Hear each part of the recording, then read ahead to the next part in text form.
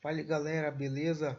O objetivo da aula de hoje é comentar sobre alguns assuntos que estão acontecendo atualmente, resolver algumas questões que já caiu em concurso público nesse ano de 2019 e que com certeza podem te ajudar a se preparar para concursos posteriores e também para o Enem 2019.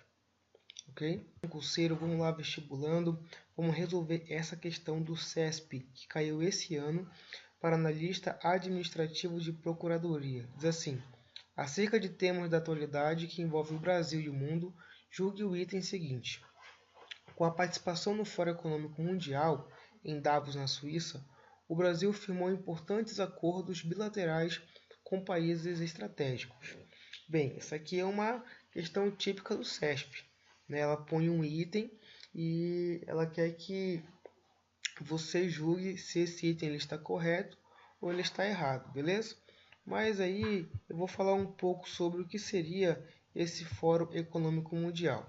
Bem, ele foi criado em 1971 com o nome de Fórum Europeu de Gerenciamento. Ele também é conhecido como Fórum de Davos, porque é o nome do resort suíço onde a cúpula é realizada. Fica numa comuna, chamada Comuna de Davos, lá na Suíça, beleza? Então, o Fórum Econômico Mundial ele é um grupo sem fins lucrativos, beleza? E ele tem um objetivo aí de falar sobre temas atuais, sobre a globalização, tem discussão de diversos temas no campo empresarial, mas também falam sobre tipo liderança, corporativismo e assim vai.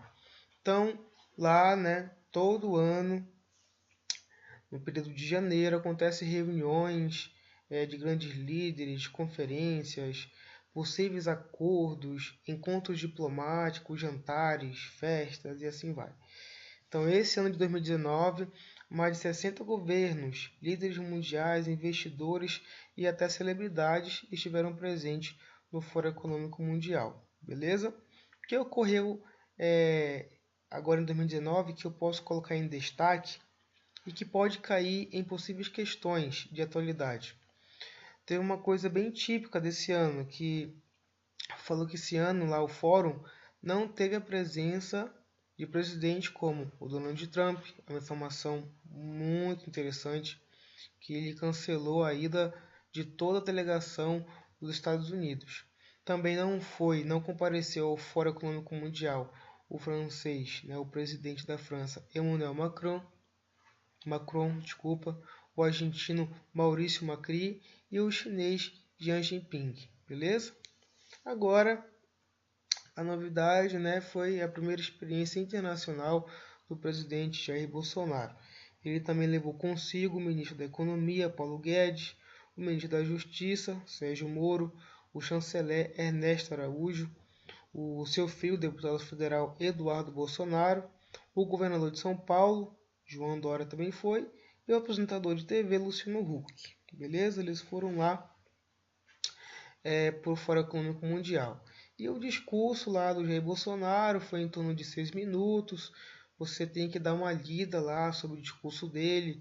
Ele centralizou no seu discurso sobre a reforma da Previdência, falou sobre o meio ambiente, um pouco sobre ideologia e também direitos humanos, e tentou no seu discurso atrair investidores para o Brasil. Tranquilo? E aí foi a pergunta: o Brasil fez algum acordo bilateral, como diz a questão aqui, ó? Ele fez algum acordo bilateral com um país estratégico? Não, né? Inclusive em uma coletiva que era para ir o chanceler, o ministro Paulo Guedes, o Sérgio Moro e o presidente, eles acabaram não indo. Aí está uma imagem da Folha UOL, beleza? Que mostra que eles não compareceram a essa comitiva. Tranquilo? Então, gente, se a gente for julgar esse item aí como certo ou errado, a gente sabe que esse item está errado, né? O Brasil não firmou, nenhum acordo bilateral com nenhum país estratégico. Tranquilo? Então vamos agora para a segunda questão, que também é a questão da CESP, beleza? Para esse concurso aí, analista judiciário de procuradoria. Diz assim: A história do território brasileiro é, a um só tempo, una e diversa, pois é também a soma e a síntese das histórias de suas regiões. De um ponto de vista genético, as variáveis do espaço brasileiro são assincrônicas, mas em cada lugar elas funcionam sincronicamente e tendem a ser assim também quanto ao todo. Daí as descontinuidades que permitiram explicar as diversidades regionais. E aí é uma frase do Milton Santos e Maria Silveira, com o livro Território e Sociedade no início do século XXI. Olha que interessante, hein? Tendo como referência o texto antecedente, julgue o item que segue acerca dos fenômenos políticos, econômicos e sociais atuais no Brasil. E olha só o que ele diz. A desigualdade de renda no Brasil, entre outras questões, é alimentada pelos impostos que incidem sobre a produção e sobre o consumo. Essa modalidade faz com que a população menos abastada de capital acabe pagando proporcionalmente mais impostos. Então, gente, antes de analisar essa questão, eu vou falar aqui rapidamente sobre um site lá, olha, da FIEPR, se você quiser ver futuramente, tá? O link vai estar na descrição, que fala um pouco sobre os impostos e desigualdade social. Então, olha aqui, nós temos o imposto sobre produtos industrializados, que é um tributo federal cobrado sobre o que é produzido pela indústria, e aqui a porcentagem. Temos o ICMS, ó, por incrível que pareça, o Imposto sobre Circulação de Mercadorias e Serviços. É um imposto administrado pelos estados e que é aplicado sobre produtos vendidos no comércio e também sobre serviços essenciais, como telefonia e energia elétrica. A alíquota varia de acordo com o produto e o estado em que é cobrado. No Paraná, por exemplo, os alimentos da cesta básica têm uma alíquota de 7%, enquanto na energia elétrica 29%.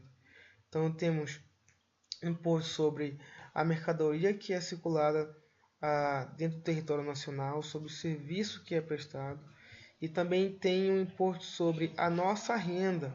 E aí você dá uma olhada depois, você sabe também que tem IPVA, imposto sobre a propriedade de veículos automotores, tem IPTU, imposto sobre a propriedade predial, territorial e urbana, e assim vai. Então, gente, o que a questão está dizendo é, olha só, que a desigualdade de renda no Brasil, entre outras questões, é alimentada pelos impostos que incidem sobre a produção e o consumo. Está certo? Claro que sim, os impostos eles incidem sobre a produção e o consumo dentro do território nacional. E essa forma de cobrar imposto, né, com certeza contribui para o aumento da desigualdade, porque as pessoas que ela têm baixa condição financeira, elas acabam pagando com certeza muito mais do que aqueles que têm um grande poder aquisitivo, ok? Então essa questão aí, ó, está certa. Tranquilo? Beleza? Vamos para a próxima questão aí, ó, do CESP 2019. E aí para o cargo de analista judiciário de procuradoria diz assim: acerca de tempos da atualidade que envolve o Brasil e o mundo, julgue o item seguinte. As práticas sociais na atualidade são totalmente direcionadas pela comunicação nas redes sociais, que proporcionam um amplo debate e favorecem o consenso sobre temas relevantes à maioria da população. Ó, gente, são 3 pontos aqui que nós temos que prestar bastante atenção nesse item, beleza? Então, olha só, as práticas sociais, na atualidade, são totalmente direcionadas pela comunicação nas redes sociais. Até que nós podemos considerar que o ser humano ele está condicionado aí bastante às redes sociais, né? Facebook, Twitter, Instagram e assim vai. Só que esse ambiente aqui, ele proporciona um amplo debate. Né? O debate é quando há diálogo, há uma troca de informação, há uma conversa saudável. Então, as pessoas elas debatem, discutem temas ou elas se insultam, né? Elas acabam se humilhando e assim vai. E olha só, ainda diz que esse espaço aqui favorece o consenso sobre temas relevantes à maioria da população. Não, gente, claro que não. Né? Principalmente em temas como política, não há um consenso, há um dissenso, né? Há, há uma briga, há litígio, chega a ter até insultos morais, pessoas também levando outras para a justiça e assim vai. Então essa assertiva aí, ela está totalmente errada, beleza? Tranquilo, galera? Vamos lá, olha só, caiu também esse ano na Prefeitura de Arujá, São Paulo, para o cargo de escriturário oficial. Quem fez aí a prova foi a VUNESP. Diz assim: pela primeira vez na história, uma aeronave conseguiu realizar um pouso e registrar imagens do lado oculto da Lua, a parte do satélite que não pode ser vista da Terra. O feito foi realizado por uma sonda espacial nesta quinta-feira, 3 de janeiro. Olha a data. A sonda é composta por um veículo de exploração espacial que, a partir de agora, estudará a estrutura da superfície lunar e a composição mineral do solo. E, além disso, será realizada a primeira observação astronômica por rádio de baixa frequência, como é chamada a radioastronomia. Então, olha só, gente, que interessante. Não é só assunto sobre política internacional, economia internacional. Tem uma questão aqui falando sobre tecnologia, sobre a astronomia. E a pergunta é: o país responsável pelo envio da sonda espacial à Lua foi? Então, olha, eu fui nesse link aqui, né? É bom você sempre dar uma olhada sobre o link, olha, por exemplo, o site da IG. Você já visitou alguma vez o site da IG? Eu fui lá e conferi aqui, olha, essa reportagem. Sonda chinesa faz pouso inédito e registra imagens do lado oculto da Lua. Então a resposta aqui, ó, seria a letra C, né, gente? A letra C. Então, se você for dar uma olhada lá, ó, a sonda Chang'e E4 pousou nessa quinta-feira no lado oculto e não explorado da Lua. Acontecimento marca avanço chinês na corrida espacial. Então, se você quiser dar uma lida lá com calma sobre essa notícia, e aí com certeza olhar outras notícias sobre ciência e tecnologia vai te ajudar bastante. Beleza, gente? Vamos lá, gente, para a última questão, então, desta videoaula, beleza? E aí, ó, caiu lá na prefeitura de Arujá, São Paulo, para o cargo de escriturário oficial. Quem fez aí a prova foi a VUNESP, beleza? Esse ano ainda, 2019. E diz assim: os departamentos de trânsito dos estados e do Distrito Federal terão até o dia 30 de junho de 2019 para implantar um novo modelo de placas. O adiamento do prazo foi publicado pelo Conselho Nacional de Trânsito no Diário Oficial da União da última sexta-feira. Olha só, 28 de dezembro.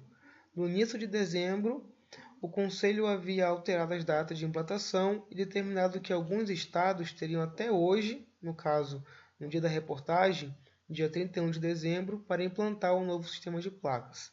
Então, esse novo modelo de placas atende um padrão adotado entre os países. Então, olha só, eu fui lá nesse link aqui, olha, no site do R7. Então, você tem que correr atrás, gente. Vai lá no site do R7, começa a ler as reportagens, notícias, porque com certeza pode cair novamente algumas notícias que estão lá nesse site eletrônico, beleza? Então, olha só, eu dei uma procurada lá e foi essa reportagem. Olha, Contran adia para julho de 2019. A reportagem foi dia 31 de dezembro de 2018.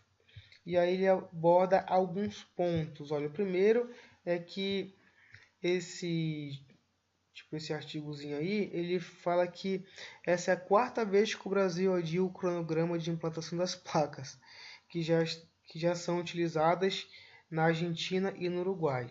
Então é a quarta vez, gente, adiando. Então a adoção do sistema de placas do Mercosul foi anunciada, olha só, em 2014.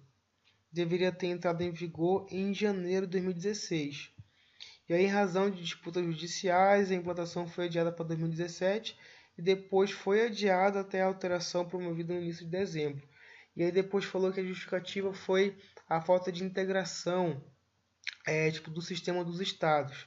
E aí foi adiado para julho de 2019. Então, a nova placa apresenta o padrão com 4 letras e 3 números. Agora, beleza? E tem cores novas.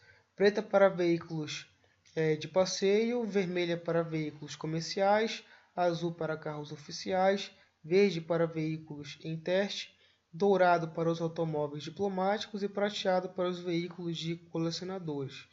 É só um detalhe, gente. Essa nova placa será obrigatória apenas para casos de primeiro emplacamento e para quem tiver a placa antiga, no caso da troca de município ou propriedade, beleza? Então, olha aí, ó. Gente, é a letra D.